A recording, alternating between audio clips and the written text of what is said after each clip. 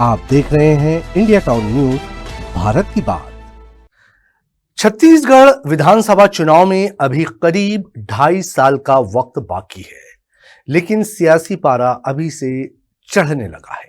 चुनावी बिगुल भले ही ना बजा हो, लेकिन राजनीतिक बयानबाजी ने यह साफ कर दिया है कि 2028 की लड़ाई की पटकथा लिखी जाने लगी है। इस बार चर्चा किसी चुनावी घोषणा की नहीं, बल्कि एक ऐसे बयान की है जिसने प्रदेश की राजनीति में नई बहस छेड़ दी है। पूर्व मुख्यमंत्री भूपेश बघेल ने दावा किया है कि यदि विधानसभा चुनाव पूरी तरह निष्पक्ष तरीके से कराया जाए तो भारतीय जनता पार्टी के इतने कम विधायक जीतेंगे कि वे एक इनोवा गाड़ी में बैठकर विधानसभा पहुंच जाएंगे। कांग्रेस इसे जनता के बदले मूड और चुनावी पारदर्शिता का सवाल बता रही है, तो वहीं भाजपा इसे हताशा में दिया गया बयान और मुंगेरी लाल के हसीन सपने करार दे रही है। भाजपा का कहना है कि जनता ने विकास और सुशासन के नाम पर उसे जनादेश दिया है और 2028 में भी पार्टी पूरी मजबूती के साथ मैदान में उतरेगी। लेकिन असली सवाल सिर्फ एक बयान का नहीं है। सवाल यह है कि क्या ये आने वाले विधानसभा चुनाव का शुरुआती चुनावी नैरेटिव है? क्या कांग्रेस अभी से सत्ता वापसी की रणनीति पर काम कर रही है? और क्या भाजपा अपने मौजूदा जनाधार और सरकार के कामकाज के भरोसे लगातार तीसरी बार जनता का विश्वास जीतने की तैयारी में है? नमस्कार, आप देख रहे हैं इंडिया टाउन न्यूज। मैं हूं आपके साथ कमर गौस। तो देखिए इन सवालों के जवाब तलाशती हमारी ये खास रिपोर्ट सत्ता और सरकार में।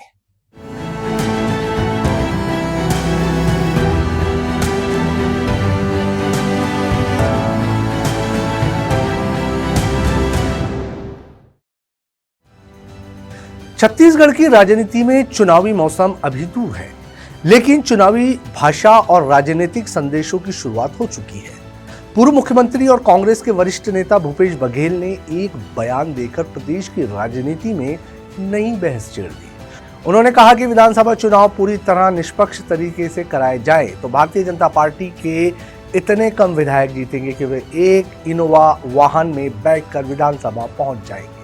फिर चुनाव हो आज छत्तीसगढ़ में तो क्या स्थिति बनेगी कि इतने लोग जीतेंगे कि इनोवा में बैठ के लोग जा सकते हैं, इतनी इनकी संख्या रहेगी। ये बयान केवल सीटों के अनुमान तक सीमित नहीं था। इसके साथ उन्होंने चुनावी प्रक्रिया और मतदाता सूची की निष्पक्षता पर भी सवाल उठाए।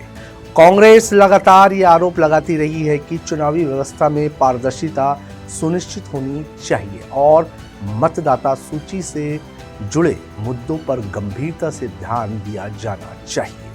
मुझे आपने पूछा कि यदि फिर चुनाव हो आज छत्तीसगढ़ में तो क्या स्थिति बनेगी कि इतने लोग जीतेंगे कि इनोवा में बैठ के लोग जा सकते हैं, इतनी इनकी संख्या रहेगी। क्योंकि जहाँ इनकी सरकारें हैं वहाँ 90% सीटें जीतते हैं, चाहे हरियाणा हो, महाराष्ट्र हो, चाहे बिहार हो। आप देखें 90% वहाँ कोई इनकम्बेंसी नहीं है। कहीं मतदाता बढ़ जाते हैं, कहीं मतदाता कट जाते हैं। तो अब जो पहले मतदाता है सरकार चुनती थी, अब सरकार है मतदाता चुनने का। भूपेश बघेल के इस बयान के बाद भाजपा ने भी बिना देर किए पलटवार किया। कैबिनेट मंत्री श्याम बिहारी जायसवाल ने कहा कि लोकतंत्र में सपने देखने पर कोई रोक नहीं है, लेकिन सपनों का आधार वास्तविकता होना चाहिए। उन्होंने कांग्रेस के दावे को मुंगेरी लाल के हसीन सपने बताते हुए कहा कि भाजपा को जनता का स्पष्ट जनादेश मिला है और पार्टी 2028 में भी मजबूत स्थिति में चुनाव लड़ेगी। भाजपा का कहना है कि उसकी सरकार विकास, सुशासन और जन कल्याणकारी योजनाओं के आधार पर जनता के बीच काम कर रही है। ऐसे में कांग्रेस के दावों का जमीन से कोई संबंध नहीं है। मुंगेरी लाल के हसीन सपने देखने में क्या कोई पैसा थोड़े लगता है, न कोई ताकत लगता है। हसीन सपने सबको देखने का है। हमारी भूपेश बघेल जी सपने देख रहे हैं इस प्रकार का, तो उसमें कोई बुराई नहीं है, लेकिन सपने ऐसे देखें जो चरितार्थ हो सके। देखिए, वो हमारे लिए नहीं, अपने लिए बोल रहे हैं कि इनोवा में हम बैठेंगे। इनोवा तक का टारगेट किए हैं, नहीं होगा तो वो जय वीरू कम से कम बैठेंगे, उस लायक इनकी व्यवस्था बनेगी और एक रिहर्सल और ट्रायल भी कर रहे हैं। दरअसल राजनीति में ऐसे बयान केवल शब्द नहीं होते, इनके जरिए राजनीतिक दल अपने समर्थकों को संदेश देते हैं, कार्यकर्ताओं को मनोबल बढ़ाते हैं और चुनावी माहौल तैयार करते हैं। कांग्रेस के लिए ये बयान सत्ता वापसी के आत्मविश्वास का संकेत है।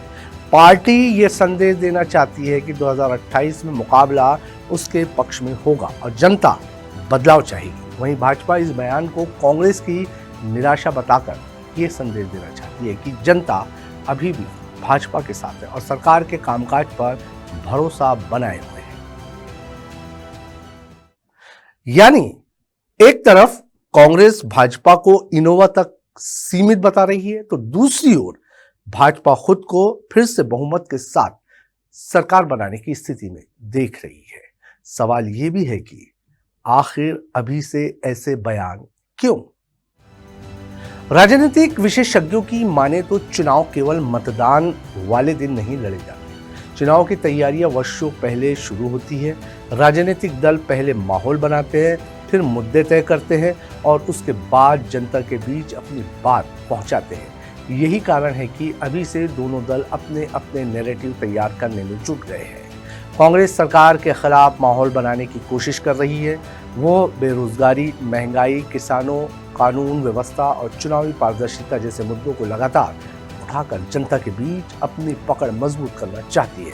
दूसरी ओर भाजपा सरकार की उपलब्धियां, विकास कार्य, बुनियादी ढांचे, निवेश, किसानों और महिलाओं के लिए चलाई जा रही योजनाओं का आधार बनाकर जनता के बीच विश्वास कायम करने की रणनीति पर काम कर रही है।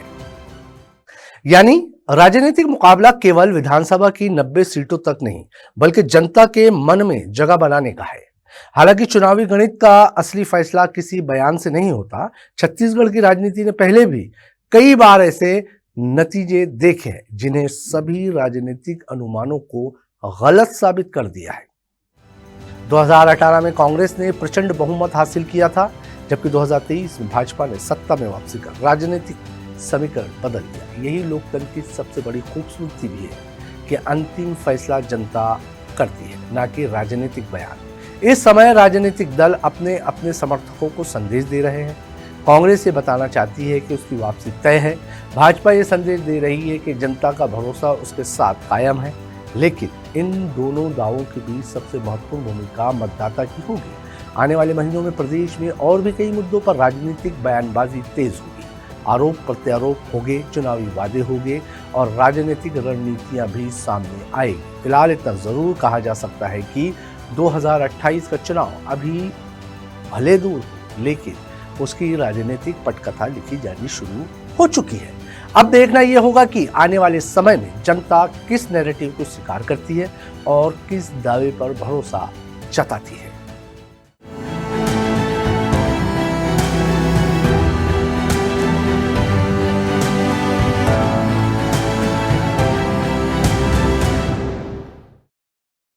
तो कुल मिलाकर 2028 का विधानसभा चुनाव अभी दूर जरूर है, लेकिन सियासत की बिसात बिछनी शुरू हो चुकी है।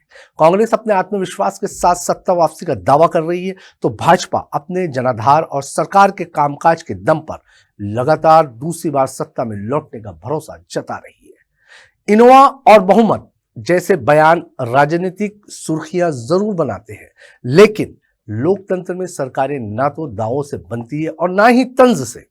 सरकार बनाने का अधिकार केवल जनता के पास होता है। आने वाले समय में ऐसे कई बयान, कई वादे और कई राजनीतिक दावे सुनने को मिलेंगे, लेकिन इन सबके बीच सबसे महत्वपूर्ण होगा जनता का फैसला, क्योंकि लोकतंत्र में अंतिम शब्द हमेशा मतदाता का ही होता है। फिलहाल के लिए सत्ता और सरकार में बस इतना ही। मुझे दीजिए इजाजत और आप देखते रहिए इंडिया टाउन न्यूज, भारत की बात। नमस्कार। आप देख रहे हैं इंडिया टाउन न्यूज, भारत की बात।